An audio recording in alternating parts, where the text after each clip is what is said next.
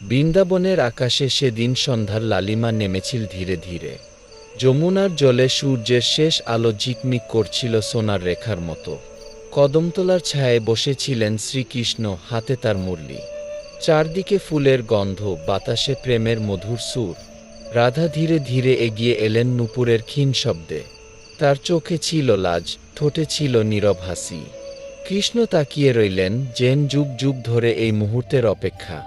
মুরলির সুর থেমে গেল।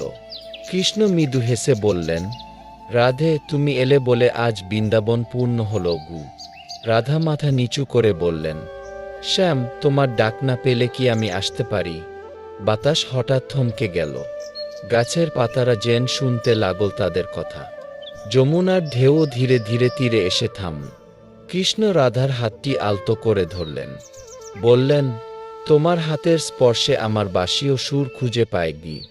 রাধার গালে লাল আভা ফুটে উঠল। তিনি বললেন, তোমার নাম শুনলেই আমার হৃদয় কাঁপে, প্রিয় উ। কৃষ্ণ মাটিতে পড়ে থাকা একটি ফুল তুলে রাধার কেশে গুজে দিলেন। বললেন, এই ফুলের সৌন্দর্য তোমার কাছে হার মানে গি। রাধা মৃদু অভিমান করে বললেন, সবাইকে এমন কথা বলো না কি? কৃষ্ণ হেসে উঠলেন, সবাইকে হাসি দিই, কিন্তু হৃদয় দিয়েছি শুধু তোমায় গু। আকাশে তখন প্রথম তারা উঠেছে। রাধা তাকিয়ে বললেন, দেখো, তারাজ বলছে গু। কৃষ্ণ বললেন, ওরাজ বলে না রাধে, ওরা তোমার চোখের আলো চুরি করেছে গি। রাধা হেসে ফেললেন। সেই হাসিতে যেন শত পদ্ম ফুটে উঠল।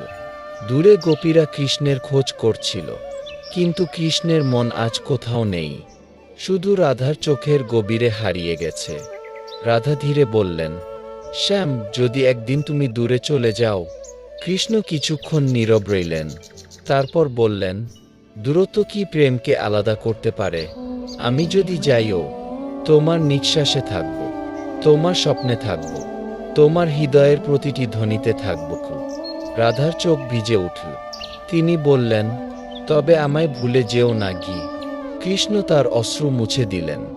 যে হৃদয়ে তুমি বাস করো, সে হৃদয় কি কখনো তোমায় ভুলতে পারে?